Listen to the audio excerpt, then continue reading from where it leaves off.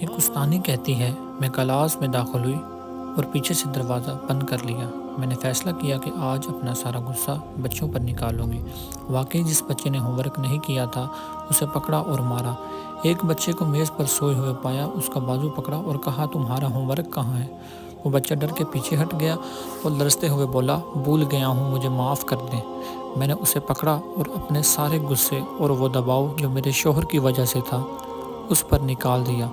پھر میں نے ایک بچے کو کھڑا پایا، وہ میرے قریب آیا، میرا دامن کھینچتے ہوئے ہاتھ سے اشارہ کیا کہ جھک کر اس کی بات سنو۔ میں غصے سے مڑی، جھکی اور کہا، ہاں بولو کیا ہے؟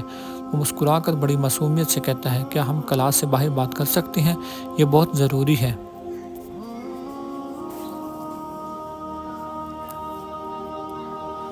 میں نے اسے بے صبری سے دیکھا اور سوچا کہ ضرور کوئی معمولی بات ہوگی، مثلاً یہ کہ کسی ساتھی نے اس کا پین چوری کر لیا ہوگا۔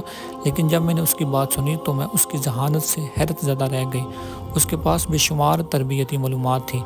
وہ ہلکی سی مسکراہٹ کے ساتھ بولا، دیکھیں ٹیچر، آپ بہت اچھی ہیں اور ہم سب آپ سے محبت کرتے ہیں، لیکن وہ ساتھی جس سے آپ نے آخر میں مارا وہ یتیم ہے اور اس کی ماں اسے ہمیشہ مارتی ہے جب وہ کوئی غلطی کرتا ہے۔ وہ اسے غلط طریقے سے تربیت دیتی ہے، اس لیے وہ اکثر چیزیں بھول جاتا ہے اور ہر چیز سے ڈرتا ہے، یہاں تک کہ وہ ہمارے ساتھ کھیلنے سے بھی ڈرتا ہے کیونکہ اسے ڈر ہوتا ہے کہ ہم اسے ماریں گے۔ میں اس کا دوست ہوں اور ہمیشہ اس کے ساتھ رہتا ہوں۔ اس نے مجھے بتایا کہ اسے مار کھانا بالکل پسند نہیں۔ اگر آپ اس کا جسم دیکھیں تو آپ کو اس پر مار کے نشانات ملیں گے جو اس کی ماں نے کیے ہیں۔ پھر وہ بچے نے کہا، کہ آپ ہماری ماں اور مر بھی بن سکتی ہیں؟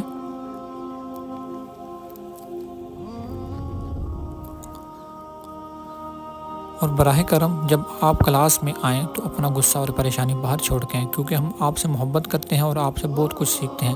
میں حیرانی سے اسے دیکھتی ہوں اور کہتی ہوں، تم اتنے بڑے لوگوں سے کیسے بات کر لیتے ہو؟ تو وہ جواب دیتا ہے، میری ماں نے ہمیشہ مجھے اچھا گمان کرنا سکھایا ہے اور یہ بھی کہا ہے، تمہیں نہیں معلوم کہ سامنے والے کس حالت میں ہیں، اس لیے اپنا غصہ اور پریشانی ایک طرف رکھو اور ان کے ساتھ نرمی سے پیش آؤ۔ دنیا میں بہت سی تکلیف دہ چیزیں ہیں۔ انہوں نے یہ بھی کہا، اگر تم کسی کو پریشان دیکھو تو اس سے معافی مانگو، خواہ تم اس کی تکلیف کے ذمہ دار نہ ہو۔ پھر وہ مجھے گلے لگاتا ہے اور کہتا ہے، یقیناً آپ کسی وجہ سے ناراض ہیں، اسی لیے آج ہمیں مارا۔ ٹیچر، میں آپ سے معذرت خواہ ہوں، براہ کرم ناراض نہ ہوں، کیونکہ آپ بہت اچھی ہیں۔ میں حیرانی کے عالم میں کھڑی تھی اور ایسا محسوس ہو رہا تھا کہ میں بچی ہوں اور وہ میرا استاد اور مربی ہے۔ کیا آج بھی ایسی تربیت ہوتی ہے اور کیا ایسی مائیں موجود ہیں جو اپنے بچوں کی اس قدر عمدہ تربیت کرتی ہیں؟ میں نے اس بچے سے کہا، ٹھیک ہے، میں اسے کیسے مناؤں؟ تو وہ بولا، یہ لے چاکلیٹ، وہ اسے پسند کرتا ہے۔ اگر وہ آپ کو معاف کر دے تو اپنے رب سے استغفار کریں اور سبحان اللہ و بحمدہ کہیں تاکہ جنت میں آپ کے لیے ایک درخت اگے۔ میں نے کہا، جیسے دنیا میں درخت ہے؟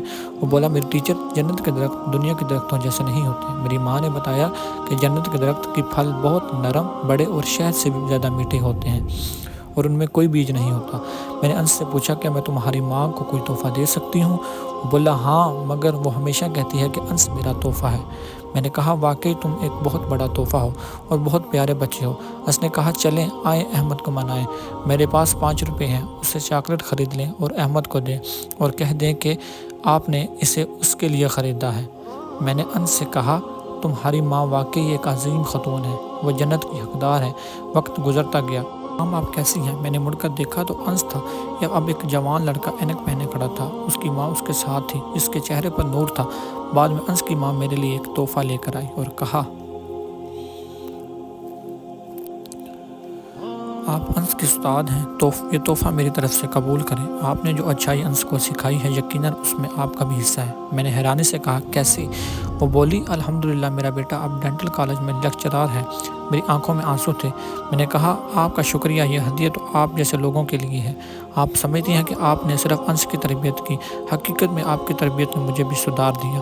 آپ کے بیٹے نے مجھے سالوں پہلے ایک سبق دیا تھا جس نے میری زندگی بدل دی۔ اسی کے باعث میں نے اپنے بچوں کی اچھی تربیت کی اور میرا ازدواجی رشتہ بھی بہتر ہو گیا۔ حکمت، نیک بیوی معاشرے کی جنت بنانے کے لیے ایک مضبوط بنیاد ہے، اور گھریلو عورت کے کردار کو معمولی نہ سمجھیں، کیونکہ وہ ایک پوری نسل کی مربی ہوتی ہے۔ اگر آپ نے کہانی پڑھ لی ہے تو صرف پڑھ کر نہ جائیں، اپنی پسند کا اظہار کریں اور لا الہ الا اللہ محمد رسول اللہ کا ذکر کریں، کیونکہ یہ ساتوں آسمانوں اور زمین سے زیادہ وزنی ہے۔ اور مزید قصے سننے کے لیے مجھے فالو کریں۔